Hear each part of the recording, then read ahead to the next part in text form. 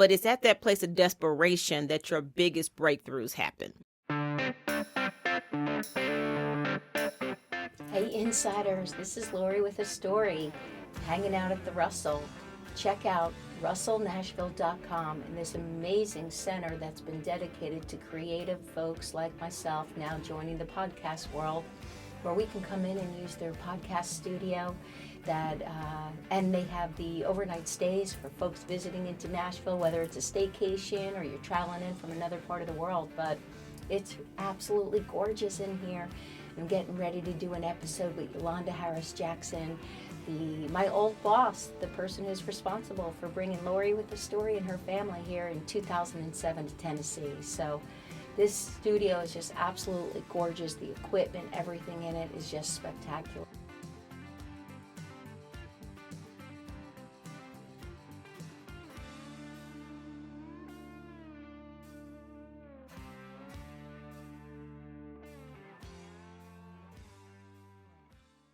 Well, hello there. This is Laurie with a story. Welcome to the Inside Story Hunters podcast.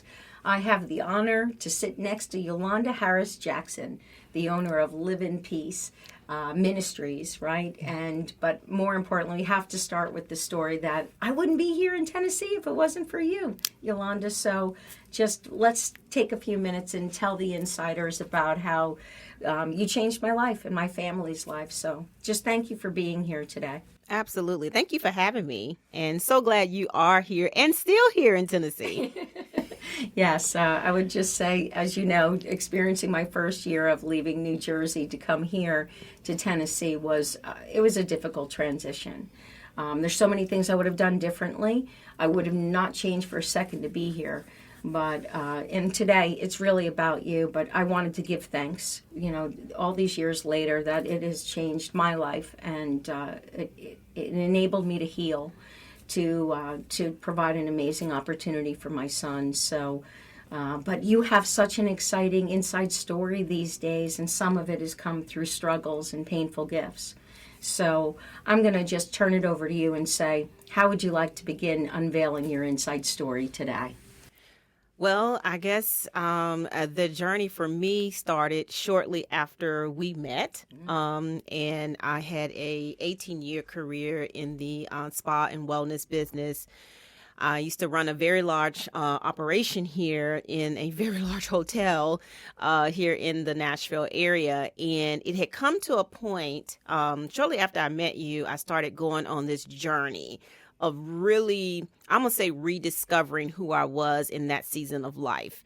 And so it took me down different spiritual paths. It took me down some confusing paths, and it took me to some roadblocks as I continued to get through. All through this time, I was not finding what I was looking for. And it's really hard to explain because you would think, okay, you manage a large team, you make great money, you have a husband and kids and family that's in town. You should be happy, right? Right. We think. Yes. Mm-hmm. Most people think, like, what do you have to be frustrated or unhappy about? Yes. But there was something deep in my soul that was yearning for something bigger than me. But I did not know how to put it in words. That's the first thing. And then the second thing, how to get there, how to get to that destiny. And so what I did in about February 2012, I decided to go on a little sabbatical and have some time to myself. You hear about people who take out time for themselves and they figure things out. And so I said, I know God is real, and I know this opportunity would help me to slow down enough to figure out what it is that was down deep in my soul. So that's what I did. I went to a town not a couple of hours away. It's a mountainous town. Went to this bed and breakfast, beautiful bed and breakfast. And I took time there to really search my soul. And I didn't realize that many times we're thinking that that thing is outside of us that we're looking for. But in reality, it's inside of us already. But you can't get there if you don't deal with the things that are blocking it from coming out. And wouldn't you say sometimes the pain has to grow great enough that you are internally starved for a solution? Yes. So that forces you to go internally. Mm-hmm. And so it's not like you can just say to someone, hey, stop looking on the outside and, love yourself first. And, That's right. Right? That's right. And it's not that easy as well if you're not necessarily in denial, but don't think it's your fault. So let me say that is part of it too. And so when you go deeper inside, I call that being sick and tired of being sick and tired. Like you sick and tired of being sick and tired. You didn't had enough. That's what that feeling is like. And many people get to that place. But it's at that place of desperation that your biggest breakthroughs happen. And that's what happened for me. When I was at that place, I would hear the Spirit of the Lord share with me to deal with it. And I didn't know what that urge of my spirit was saying, deal with it, what that meant. And those were the internal things that, one, you hold on to. It could be grudges. It could be rejection. It could be jealousy. It could be hurt, right? So different emotions that you have that you did not deal with in the past, they tend to compress and then eventually really block you from where you're needing to go. Absolutely. I feel like it's also like a suitcase. Yes. We just keep adding all these unnecessary experiences or necessary. Yeah. And then the next thing you know, we got 14 pieces of luggage that we're trying to carry. That's right. So I decided to unpack. I like it. Good. I decided to unpack. So I unpacked that suitcase, as you say, one at a time, just things that were in it. Some of the things in it were old and I thought I had dealt with and did not. And so I started to release those things. And when I say deal with it, you basically, when it comes up into your mind, you detach yourself from it and you release it. In my case, because I'm very faith-filled, I release it to God to deal with it, right? And what I call that is surrender. You surrender it to God and say, God, okay, I'm aware and recognize this is here. I'm aware and recognize that I did not respond the way I should. I'm aware and I recognize that I didn't treat that person like I should. And that's what I did. And I wrote all those things out on a sheet of paper. And from that sheet of paper, I took that sheet of paper out and I burned it. Wow, great. And I said, never again am I going to pick these things back up, allow these things to drive my emotions and my decisions in my life. Never again. I'm really going to trust God in this. So I had to give room for God to do a great work in me because I wasn't allowing it to happen.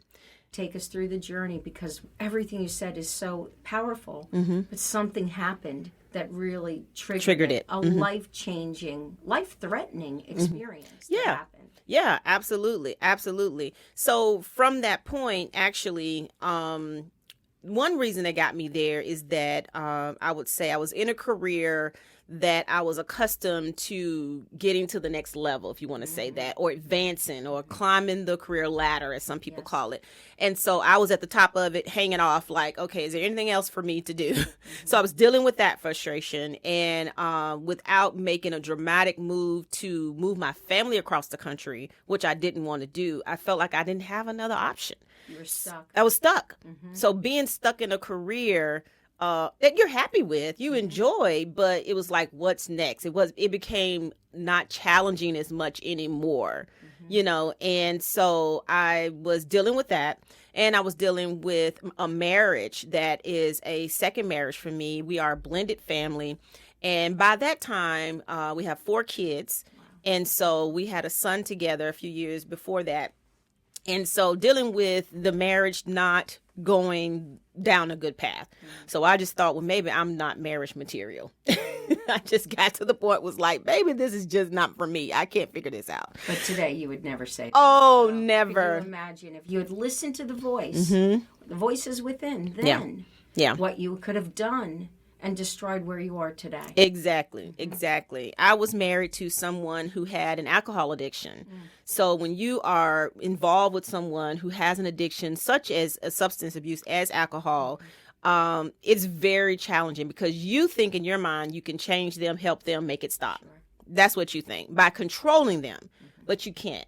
They have to come to their awareness themselves, and then the process begins. Well, I didn't know that then. So I was dealing with that. Let's also mention the fact you don't drink. Exactly. Alcohol is not something you don't even understand why you would reach for such a vice. Right? Yeah, I guess so. I would say I drink casually. Okay. So at the time I would drink casually, have some wine here or there, but I guess I was called a lightweight. So I never did. And in my family where I grew up, alcohol always led down a dark path. Because let's talk about your father, your family, your upbringing. Yeah. Yes. Absolutely. So I was raised in a very spiritual household. My father is a pastor, so I'm a PK. That's what they call us, preacher's kids. I've never heard of that. PK, preacher's kids. So me and my brother, we grew up in a middle class home. My daddy took very good care of us. We had everything we needed. My daddy came from very poor beginnings, and so his whole childhood, as he said, he was P.O.P.O., like Po. And his father was an alcoholic that I never even got a chance to meet. So he died before I was there. And so it was his focus, his energy was put into giving us the life he never had. And so what that did for us is he took good care of us. I'm a daddy's girl, and I'm grateful. Yes. But sometimes when you are raised in those situations, you become like, expecting things to happen, like daddy will take care of it. Daddy's got me. Life will never be difficult. Yeah, exactly, because daddy's gonna cushion it and that kind of thing. So, you got to find that balance, between the two. But my aunts, and I had an aunt that had a severe alcohol issue, and that's what she was known. People knew her. That's what she did most of the time. And then she had a stroke, and it changed her life forever. So dark path. You see what I'm saying? But it's unbelievable that we have to reach a place of such, we hurt ourselves mentally, physically, and emotionally. Yeah. So. Yeah. So being raised in that household, my father was very, he's very dominant. He knows what he wants. He's a community leader. So I just wanted to be like him. So I took on a lot of traits my dad had, and I'm grateful for those. He helped me learn what work ethic meant. And that's what he made sure I was instilled. But I also took from him like that no stuff attitude he has. So I would treat other men that way. Like, I'm not going to, you're going to do, it's either my way or the highway. Pretty much. You take it or leave it. Working for you, I never experienced that. That is such a lot. I know it. But I know it. About you. And that's what it was. I don't want to take away from the story that you're sharing about working for you, but before I even dig into that for a moment, if we could, because you were you were a force to be reckoned with on a mission. But yet having the spa environment, I think you would agree with me. You're talking about taking the love for the work and marrying it into a corporate environment. Yes. So you had to every day navigate this, I'm going to get a job done, I'm leading the pack, to, but let's just all love each other and hug, and the essential oils and the beauty and the power of that empowering work. And being able to manage people from that creative aspect. Oh my gosh. And be able to explain it to them when I had to make those hard decisions. But I used to have my employees, we used to call them stars. You remember that? Yeah. We called them stars. So I used to tell my stars that, they actually told me, long as you tell Yolanda something 3 times, she'll do it. I don't even remember that. Yes, ask 3 times and you're already going to get it. Wow. So they'll plan their little strategies. I don't even think they ever let me in on that. Yeah, you tell me 3 times over a period of time, like if something they really wanted or something they wanted to do. Yeah, and sometimes that still sits with me today sometimes. Does that work for Billy? You know how sometimes your husband will tell you something and then you go out and hear it from somebody else, and you'd be like, man, that's a great idea. Your husband be looking at you like, I tell you that all the time. Why can't you just listen to me? Well, then you say, honey, 3 times. 3 times. I said 3 times. I don't, it's kind of a formula. So yeah, that was part of it. But I took a lot of that into that marriage, and coming out of a first marriage that was not healthy emotionally, not healthy for either one of us, honestly. And I didn't even deal with that. So I kind of jumped right into my marriage, my second marriage. And so I had all those things I was dealing with as well. So those are the things that I dealt with on that mountain. Those are the things that I had to just learn how to release. Now, learning to release is a process. That's what I tell everybody. When you surrender, I felt like I still continue to surrender every day. because it will try to come back up in your spirit, and those old ways will try to come out in situations that, if somebody may say something or do something, you got to know how to deal with that when it comes up. And that takes emotional maturity. Oh, yes. Mm-hmm. It takes emotional maturity. So that's what I dealt with on that mountain. And when I came back, I just had this peace in my heart. So I felt like I'm going to do all I can to protect the peace I have now. And that was my mission, protect the peace I have now. And so I told my husband, you can argue by yourself. It's going to be one-sided because it takes two to argue. That's right. Right? And so I was like, you can argue by yourself. I'm done. Mm-hmm. I said, unfortunately, if your road may not end as well if you're going to continue on this route, but that's in God's hand. It's not in my hands anymore. You stopped being responsible. I stopped being responsible. Mm-hmm. I stopped being responsible, carrying the weight, worrying about how it looked. Nobody knew we were dealing with the things we were dealing with. Finally, I had to tell my dad about it. And he had to just wash his hands with it and just be like, you got to give it to God. And that's what I did. I actually, it just took over my body when you said that, because it's been years since we've worked together. But I know you well enough to know how it's incredibly important to you that it's not the presentation on the outside. You're not really trying to just keep up with the Joneses. But it was just how you carried yourself from a place of being able to have it all together. Yeah. And to demonstrate that possibly there's a crack in the perfectness, that had to be unbelievable for you. Listen, Laurie, that comes from being raised as a preacher's kid. So that is one of the elements of being in a well-known pastor's household. You got to keep an image. Wow. Period. Right? The stress. No, it is. That's some of the weight that pastors carry. But we're all human. We're all on this journey. At some point, we're all going to make mistakes and things of that sort. But that was drilled into me. But for you to then turn to Billy and say, there's a better way to say it, but it's not my problem anymore. Yeah, exactly. Your problems have to remain with you as an individual. We say we get married, we take on each other's. But the truth is, we shouldn't. Yeah. Right? Exactly. And then we get frustrated when it doesn't change, because it had got to the point when we first met and I realized how severe his addiction was. I told him I can fix that. Literally. And his response was to me later on. He didn't say anything at that moment when I said that. He says, good luck with that. Wow. That was his response. He said later on, he said, I never forget, Yolanda, the day you told me you could fix that. And I was thinking in my head, good luck with that. I was like, I don't know what I was thinking. I mean, I just thought I could do it, all those things. Insiders, right? There may be somebody listening today right now, or many people listening, and they're struggling with it. They're the person going through and struggling with the addictions, or they're married to, or a brother, a sister, or someone.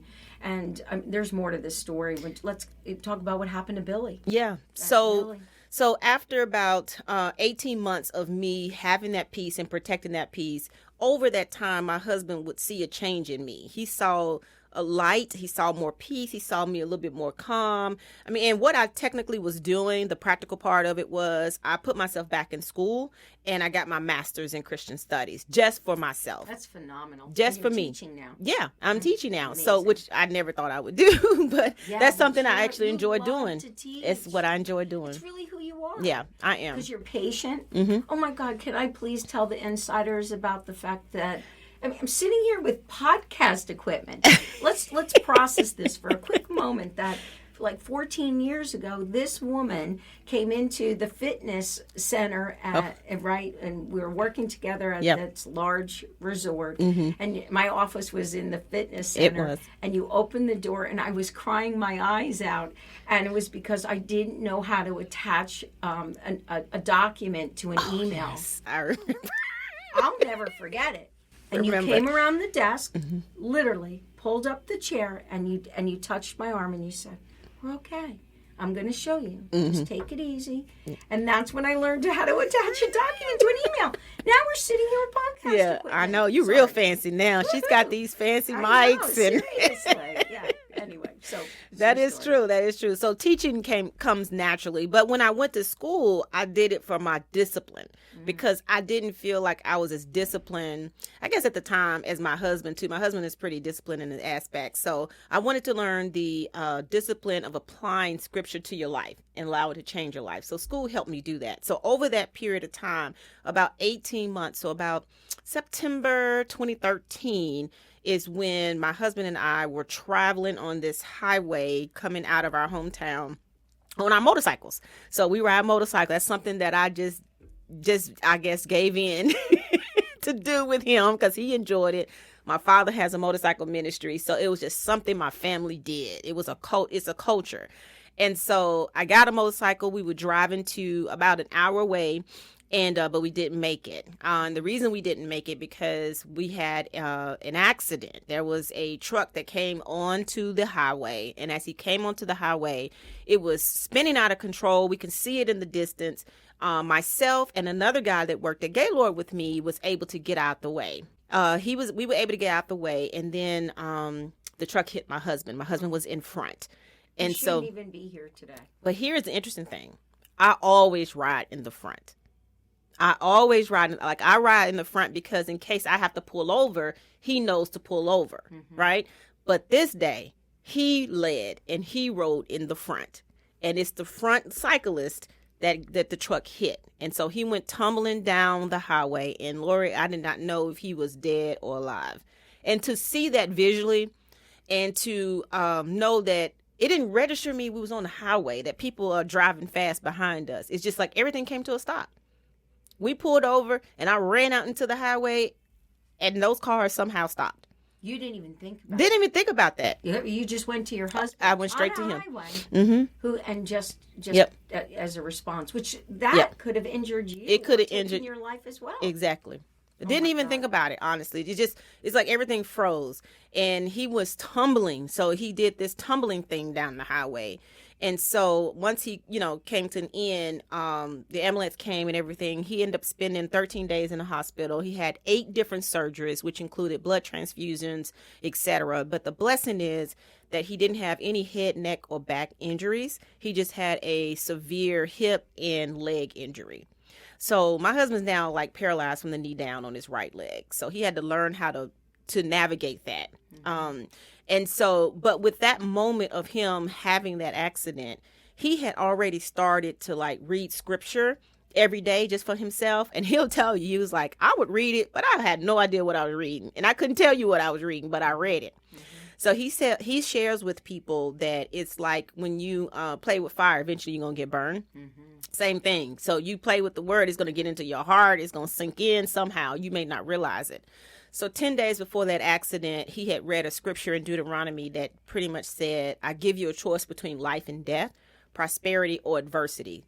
He took it as meaning that he had to choose right then and there to stop this addiction. But he knew with his own strength, he couldn't stop. When you have an addiction like that, you can't do it on your own. You're married to it. Yeah, you can't do it on your own. Your blood. Yeah, literally. Yeah, exactly. I mean, you could smell it in his skin. Like he would go to places and he would try to put mints in. He would eat mints all the time, but it would come reeking through his skin. That's how much it was. And so, anyway, from that moment, from the 10 days prior, he had that scripture. He realized, he says, that God was asking him a question that he hadn't even got to the point of asking God yet. He was giving him an answer to a question he hadn't asked yet. God was giving him an answer. It was like a preview. It was like a preview, right? And so he said when he was willed to like his second surgery, he remembers saying, screaming out that, I choose life. That was his response to that scripture. You choose life or death. Right. And he remembers screaming, I choose life. And from that moment, he was healed from the alcohol addiction. So he has not taken a drink since then. Yeah, and yes, he has not taken a drink since then. And he lost like 105 pounds. It took him about 6 months to heal and all this to come out. Looks totally different. And the website is at Live in Peace Ministries. Absolutely. There's videos on there of our testimony. There's videos of our teaching. There's videos. And you have a podcast. Yes, and we have a podcast. So from the birth of that traumatic situation and my life-changing experience, we birthed Live in Peace LLC. And Live in Peace is geared toward couples, married couples particularly, who are on a journey to build a stronger relationship with God and each other. So as a married couple. And so because what happened to us, our marriage started to strengthen. So as he was healing those 6 months, and when he started to go back to work, we noticed that we weren't, attacking each other, but we actually were just engaged with each other, more intimate with each other, more, it was just on a whole different level. And would you say, if you don't forgive me for interrupting, but when you were running to him on the highway, did that not start the time when you realized you might have lost him? Yes. I mean, I did, but I was not hysterical. I still had peace. Because you know what God said to me through this whole time, and even up to that point, is that, Yolanda, I'm going to take care of you. You really felt that? I felt that.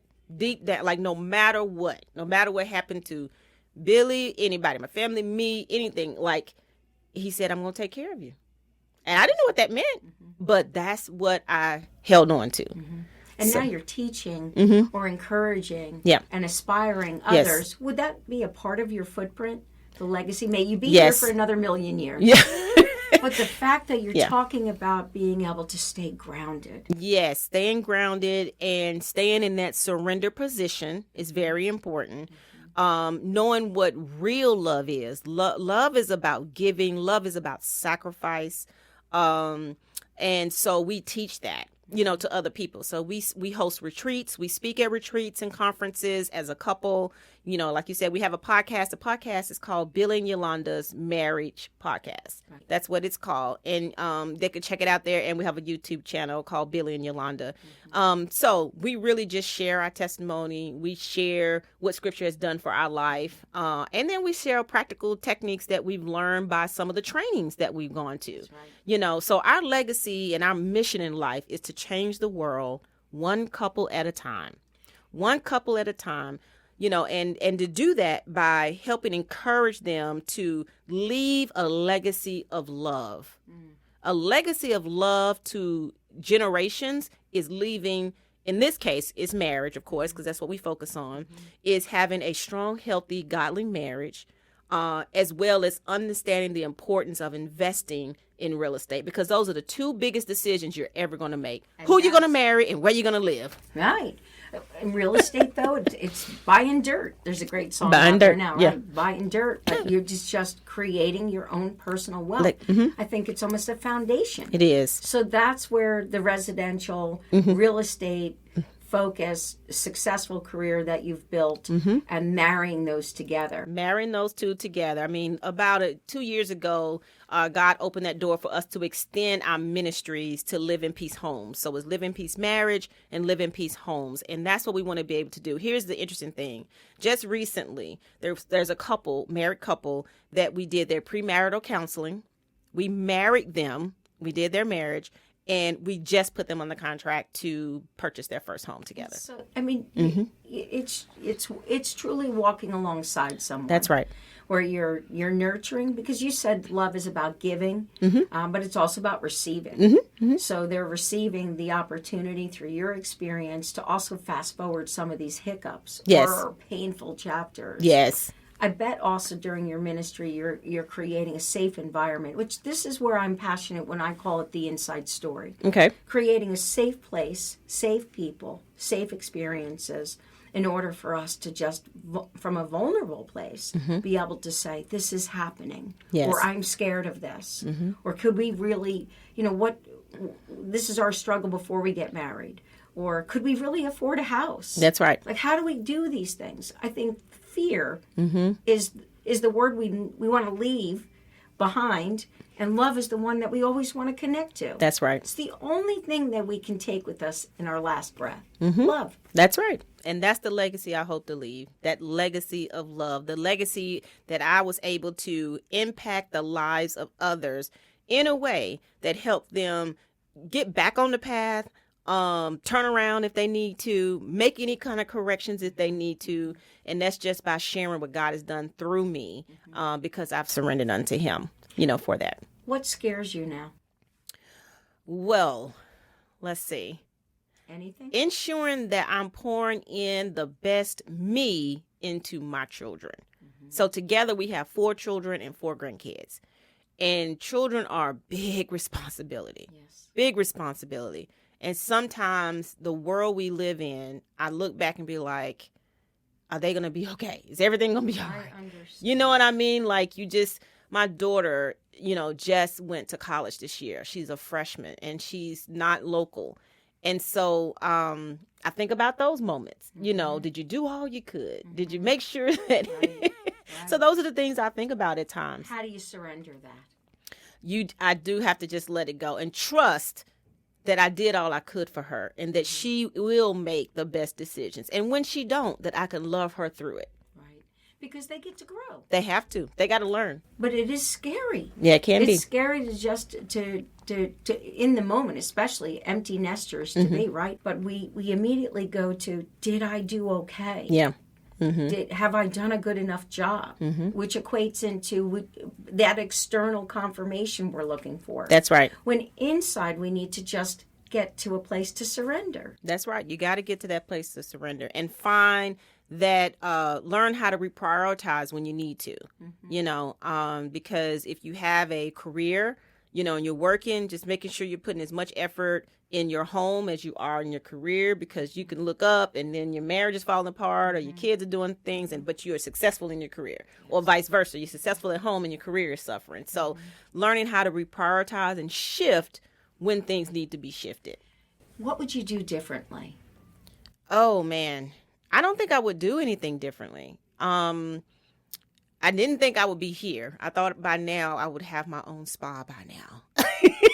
I'm so proud of you, though. I have to say this, and while we're on air, but I'm so proud of you to leave that industry. Yeah. I know the beauty of it. Yeah. But I always said, all those years working in the salon and spa world, when you become a Cancer, and you no longer leading from a place of passion for the work, because no one, unless you've worked in it, understands how hard it is, what it does to you. You're attracting energy, good, bad, or indifferent. But for you, it was a career path. It was, yeah. But this is God's work. Now you're on God's payroll. I'm on God's payroll. And ever since you mentioned that to me some weeks back, I've been using it. Yes. Because that's what it is. I'm on God's payroll. So I left a very successful career to be on God's payroll. And to me, I speak for myself. I own the inside story. Worked in, had career opportunities, owned a spa at one point, all kinds of things. And honestly, when I think about those chapters, I'm grateful. I feel like I was just in school, a master's degree. Yeah. A lot of it was just painful life experiences. But today, when I wake up and I think I have an obligation, not because I have to, it's because I'm called to. That's right. That's right. Is what makes me put my feet on the ground and go, oh, by the way, I can put my 2 feet on the ground and climb out of bed and be able to, and the responsibility to, there's folks that say, hey, I love to help people. And then there's people who help people. That's right. And that's so what you true. and Billy do today. Well, thank you. That's what we hope to do, every day, whether it's just one person, 10 people, 100 people. We just, we just like to put one foot right in front of the other. It's more fulfilling, more rewarding, and you don't get overwhelmed because you're not doing something, so you just like, okay, God, what's next? Yeah, it's not a checklist when right. you work for God. That used to be me. But still, I think there's many of us, and I feel it's like the life chapters, from birth to 10 years old, and then, 11 to 20, and That's so right. forth. And you can almost look at it, and you can look at a woman or a man, and they say they're 29. You're like, oh, I could almost get, tell you a general idea of where you're falling mentally. Gotcha. I just wish for us, being on God's payroll now, to be able to do as you're doing, you and Billy, to be able to be a stronger person is vulnerable. And they tell the truth. They do. They're authentic. They're transparent. And boy, if you're going to judge me, then it's probably not a person I need to be spending time That's right. with, personally or professionally. That's right. And if I were judging you, I'm not a person that you should be spending time with. And we should be able, but gosh, does it take a lot of work to get there. It does. It takes constant self-evaluation. So anytime you have a dispute or disagreement or anything with anyone, check in with yourself first. That's it. Check in with yourself first and then go from there, because really the biggest challenge with most people today in marriage, in relationships, in anything is perspective. And if your perspective is not seeing it from both sides or with empathy, you can miss something. And you can miss your biggest lesson that you need to learn. It goes back to even the start of this interview where you said there were things that I, had to take responsibility for. It wasn't always everybody else's fault. That's right. Right? And my great friend Jack just said to me the other day, super smart man, and he said, show me a relationship where there's problems, and if one person said, he does this, right, she does this, and he, she, he's like, it's probably that person. It is. And I thought, that's an interesting statement, it's such a true statement. Or it takes, there's always three sides to every story. It's really, there's so much truth. I don't think there's any marriage that is failing that was only one person. That's right. Because the other party allowed it. Yep. Or just, didn't do something to do what you did, which is, this is for you, Billy. I don't own it anymore. Yeah, exactly, which is huge. That's for sure. So tell the insiders, like, what's happening. How can they reach you? Okay. And maybe just take a minute and say, these are the things that you're most passionate about that you would want someone to reach out to. Absolutely. So I am really focused on helping individuals and couples, leave that legacy of love. So anyone that is considering marriage and may at that place where they need that premarital insight, because getting prepared before you jump in is the best solution, best thing you could do. Right. And so, people at that stage, we are always willing to help. We also willing to help those couples who've just maybe hit a bump in the road. And we really love, having the opportunity to come and speak. So maybe you are part of a small group, a church, organization, or company that is looking to talk about the dynamics of relationships. That is something that we really enjoy. So that is our heart's work that we do. As well as taking it even the step further when it comes to investments and building that generational wealth once you have that connection with that person. So marriage and real estate, if you think about those things, you think about Billy and Yolanda, you can find us at liveinpeaceministries.org. All of our information's on there. You can get to our real estate page from there, as well as the marriage where we're speaking at, next, and then how to reach us if you have an opportunity for us to come and speak for your group. Could I reach out to you without having to set an appointment? Is there a consultation fee? What does that look like if I'm hesitating? Yeah, so on our website, you can actually reach out and send us an email, and we do these what we call discovery sessions.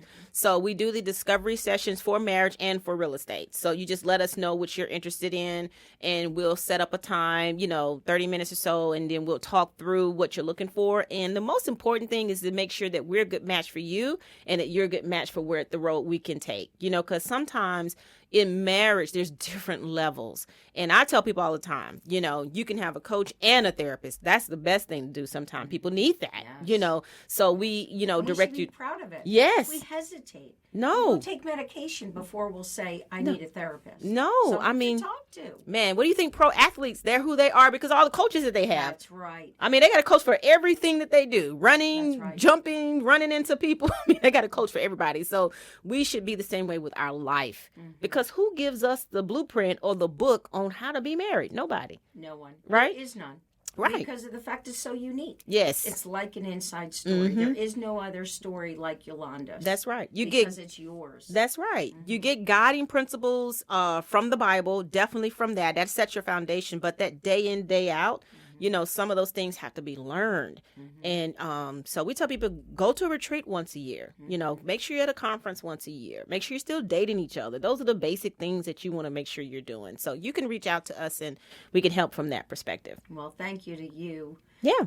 Thank you for bringing here to Tennessee. Yeah. And I will just, say that, Yolanda took a phone call and spoke with me when I had already set the stage that we were heading to Florida, in a matter of days, helped shift it and just said, Laurie, just come on out and check out the resort and be together and to get, again, our life has changed for the better. Yes. And thank you for that, which You're really welcome. just sets the stage for this incredible story you've shared today. And may Billy continue to be just the amazing man he is, and then stay on the road of recovery. Absolutely. And paying that forward. And the fact that you support him from a place of walking beside each other. There's not one walking in front or somebody behind, or not walking together at all. So God bless your marriage. Thank you. And may you continue to just, thanks for being on the God's payroll. I love working with you again. That's great. That's great. So today's been a pleasure. Thanks for joining us here. You can see this episode on LaurieWithAStory.com. And check us out on any podcast channel that you prefer to listen to. And Yolanda Harris Jackson, again, her website is livinginpeaceministries.org. Liveinpeaceministries.org. Silly It's name. okay. People do that. That's why she's here. That's why we have to see each other and Yeah. hear her. Forget about me, right? So awesome. Anyway, insiders, thanks for being here today. And we're wishing you well. Take good care. Bye for now.